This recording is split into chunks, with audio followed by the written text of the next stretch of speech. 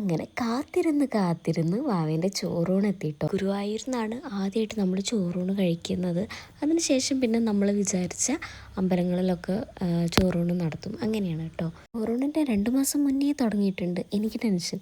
എന്ത് ഡ്രസ്സ് ഇടണം, കുഞ്ഞാവയ്ക്ക് എന്തിട്ട് കൊടുക്കണം, എന്തൊക്കെ വീഡിയോസ് എടുക്കണം എന്നൊക്കെ ആലോചിച്ചിട്ട്.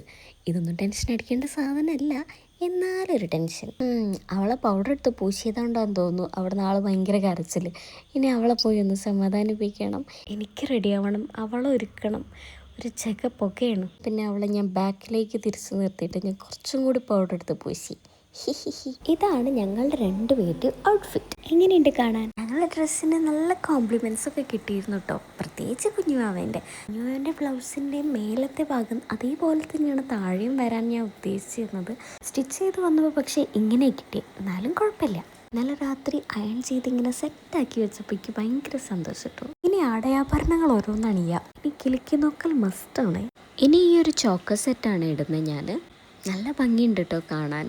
നല്ല പേൾസിൻ്റെ ഹാങ്ങിങ്സും പിന്നെ ലക്ഷ്മി ദേവീൻ്റെ പോലത്തെ ഒരു ചോക്കറും കമ്മലൊക്കെയാണ് ഉള്ളത് കേട്ടോ. ഞാൻ മീഷോന്നാണ് പർച്ചേസ് ചെയ്തത്. ഞാൻ മേടിക്കുമ്പോൾ ആകെ 150 റുപ്പീസേ ഉള്ളൂ. നല്ല അഫോർഡബിളാണ്, പക്ഷെ നല്ല ക്വാളിറ്റി ഉണ്ട്. ഇതുവരെ ഞാൻ വിചാരിച്ചത് താഴെ എല്ലാവരും ഒരുങ്ങുന്നേ ഉണ്ടാവുള്ളൂ എന്നാണ്. അതുകൊണ്ടാണ് ഞാൻ ഇങ്ങനെ വീഡിയോ എടുത്ത് മെല്ലെ ഒരുങ്ങുന്നത്.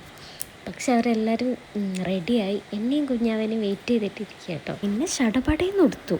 പ്ലേറ്റ്സൊക്കെ നേരത്തെ എടുത്ത് വെച്ച കാരണം കുറച്ചും കൂടി ഈസി ആയിരുന്നു. എന്നാലും ഇതെങ്ങനെ കുത്തുക, ഇതെവിടെ കുത്തും എന്നൊക്കെ ആലോചിച്ച് ഒരു ചെറിയ ടെൻഷൻ. പിന്നെ എല്ലാം കൂടി ചുറ്റി കൂട്ടി അവിടെ തിരിക്കും. കുഞ്ഞാവൻ ഒരുക്കിയതൊക്കെ ഒരു കഥയായിരുന്നു. ഒരു വെപ്രാളത്തിലാണ് ഒരുക്കിയത്.